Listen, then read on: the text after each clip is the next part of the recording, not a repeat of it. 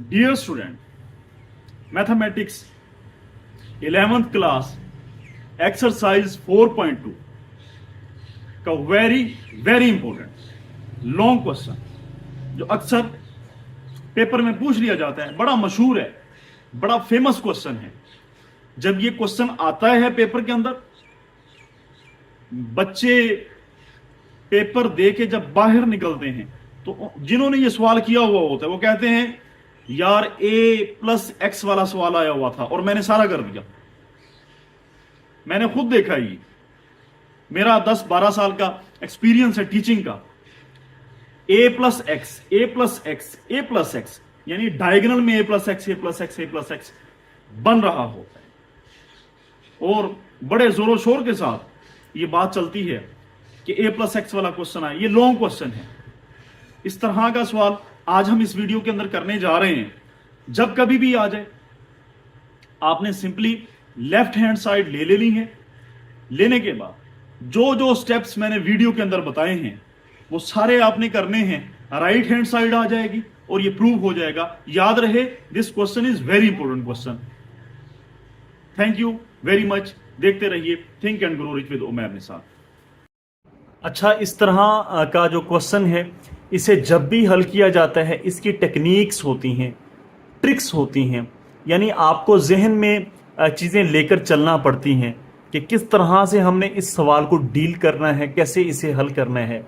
आइए हम उन टेक्निक्स को सीखते हैं, फिर ये क्वेश्चन हल करते हैं। अदरवाइज़ ये क्वेश्चन इतना ही मुश्किल हो जाएगा जितनी आपकी सोच है इसे देखकर। जी, टेक्निक क्या है?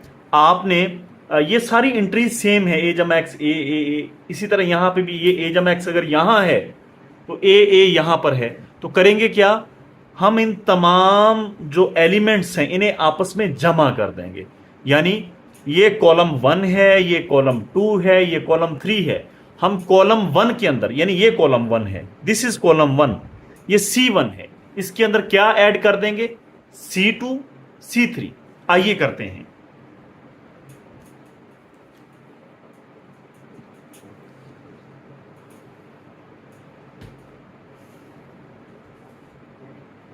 यानी कॉलम 1 के अंदर, ये कॉलम 1 है, इसके अंदर हमने क्या ऐड कर दिया? Column 2 plus column 3। याद रहे, इसका जो रिजल्ट आएगा, इस सारे का जो रिजल्ट आएगा वो किस पे आएगा? वो आएगा C1 ये न्यू रिजल्ट है। यानी कि आपके पास C1 से मुराद है कॉलम 1 जो है वो नया बनकर आ जाएगा, यानी ये नहीं रहेगा, नया आ जाएगा। बाकी ये वाला कॉलम वैसे ही रहेगा, ये वाला वैसे ही रहेगा। आइए, अच्छा आप देखें, इन्हें जमा करें। a+x जमा a और a 2a और a कितना a हो जाएगा? 3a। ये 3a+x बन जाएगा। जी बिल्कुल ठीक देख रहे हैं आप। ये वाला कॉलम और ये वाला कॉलम वैसे ही आ जाएगा। C1 यानी कि ये जो कॉलम है ये नया बनेगा। आइए देखते हैं बेसिकली ये है क्या चीज। लेट अस सी। जी चेक कर सकते हैं आप, यू कैन इजीली चेक। ये कॉलम वैसे ही, ये वैसे ही।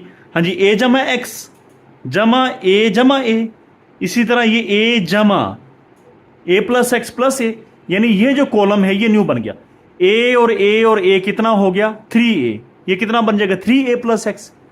यहां पर भी 3a+x, यहां पर भी 3a+x। यहां तक आपको बात समझ आ जानी चाहिए।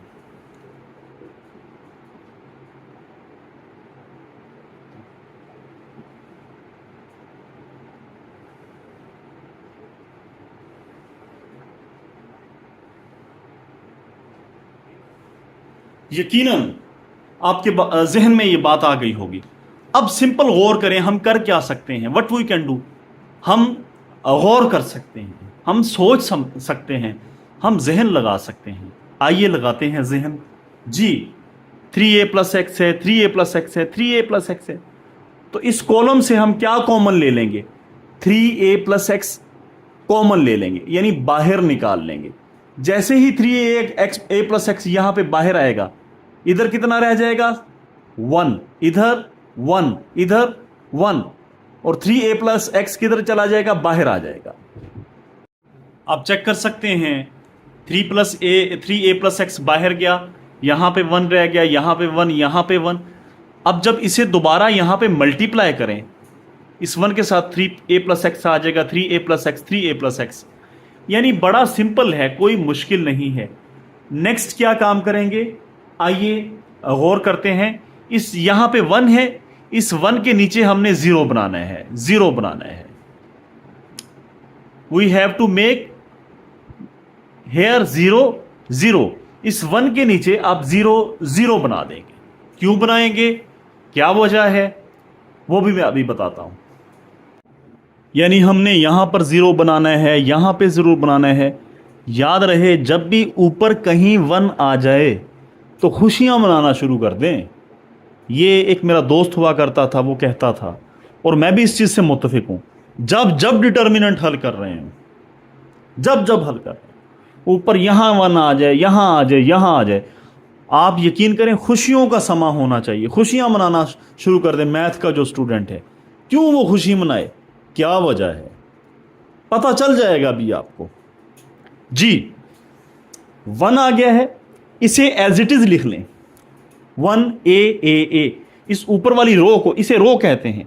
जब हम हॉरिजॉन्टली मूव करते हैं ऐसे करके, इसे रो कहते हैं, 1a। इसे एज इट इज लिख लें।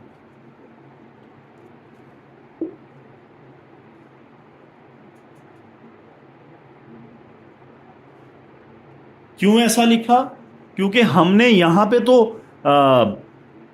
इस 1 के नीचे तो करेंगे क्या, हम R2 माइनस R1। R2 क्या है, दिस इज R2, ये जो है ये रो 2 है, ये R1 है। ये भी मैं यहां पे थोड़ा क्लियर कर दूं, what is R1, that is R1, row 1 है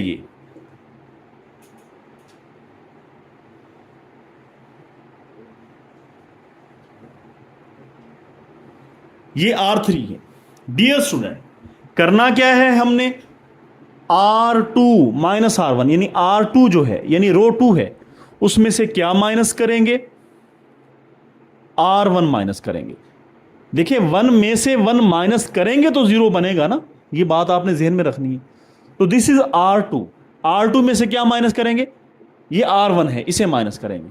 याद रहे ये बात हमेशा, R2 पे फर्क पड़ना है, R2 नया बनेगा, यानी ये चीज नहीं बनेगी। माइनस जो हो रहा है यानी ये, उसे कोई फर्क नहीं पड़ना। जी बिल्कुल ठीक सुन रहे हैं आप। तो R2 डैश हम लिखेंगे, R2 डैश। वैसे ही दुनिया का कानून है, जिसे आप माइनस करेंगे वो और मशहूर हो जाता है, वो और आगे निकल जाता है। तो यही बात यहां पे है। R2 माइनस R1 को माइनस किया, R1 पे कोई फर्क नहीं पड़ना, ये ऐसे ही लिखा जाएगा। R2 डैश यानी R2 नया बनेगा। तो 1 में से 1 गया, कितना रह गया, 0। a प्लस एक्स, इसमें से इसे माइनस करना है, a से कैंसिल हो जाएगा। इसी तरह इस a में से ये a माइनस करें, इस a में से a गया 0, यहां सिंपल x बच जाएगा, सिंपल। नेक्स्ट स्टेप क्या है, R3 माइनस R1, यानी R1 पे कोई फर्क नहीं, R1 वैसे ही लिखी रहेगी। R1 ये R3 है, ये R1 है, इसमें से इसे माइनस करें। R3 का एलिमेंट ये 1 है, 1 में से 1 गया 0। इसी तरह से ये R3 का एलिमेंट a में से a गया 0, a प्लस एक्स में से a गया, सिंपल x बच जाएगा। मैं नहीं समझता कि ये कोई मुश्किल बात है, ये कोई मुश्किल क्वेश्चन है, वेरी इजी हो चुका है। अब आप देखिएगा कितना सिंपल ये सवाल हल हो जाना है। थोड़ा गौर व फिक्र करें, आपका डायगोनल क्या है, प्रॉपर्टी लगाने लगे हैं हम डिटर्मिनेंट की, बहुत अहम प्रॉपर्टी है, शानदार प्रॉपर्टी है।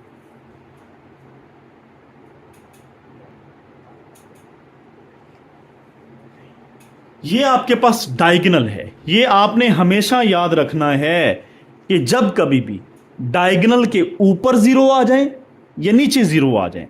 अब हमारे पास नीचे 0 आए हुए हैं, तो इसे हम कहेंगे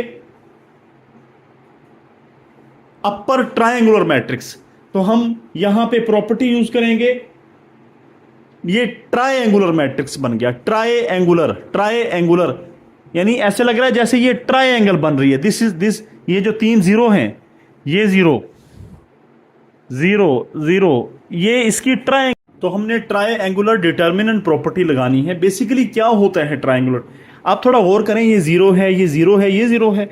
मैं आपको यहां पे करके दिखाता हूं, 0 0 0। अगर हम इसे इकट्ठा लाइनों से मिलाएं, ऐसे लगता है जैसे ये ट्रायंगल बन चुका है, ट्रायंगल। तो ये बेसिकली ट्रायंगल है, दिस इज ट्रायंगल ऑफ 0। ये 0 की ट्रायंगल है अंडर डायगोनल, यानी डायगोनल के नीचे जब जब 0 नीचे आ जाएं, ऊपर आ जाएं, हम ट्रायंगुलर डिटर्मिनेंट प्रॉपर्टी लगाते हैं। वो क्या होती है? सिंपल, वेरी सिंपल, कि जो डायगोनल यानी ये वाला जो डायगोनल है, इसके जो एलिमेंट है यानी ये इन्हें आपस में सीधी ज़रब कर दें। डिटर्मिनेंट कैसे आएगा? ट्रायंगुलर डिटर्मिनेंट प्रॉपर्टी के जरिए। कि इसका डिटर्मिनेंट कैसे आएगा? इसे सीधा ज़रब करें। क्यों कर रहे हैं? क्योंकि इसके नीचे 0 0 0 ये बन रहा है, इस वजह से कर रहे हैं। आइए करते हैं।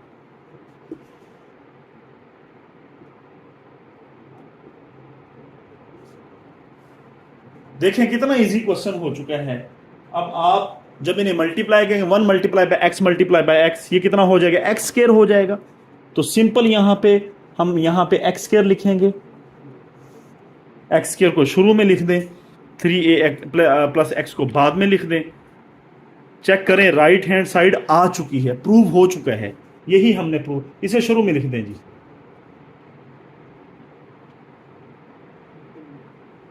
लें जी, राइट हैंड साइड आ चुकी है, यही हमने साबित करना था।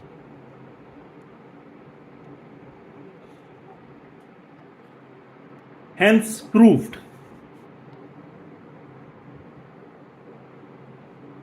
क्या proved? Left hand side is equal to right hand side.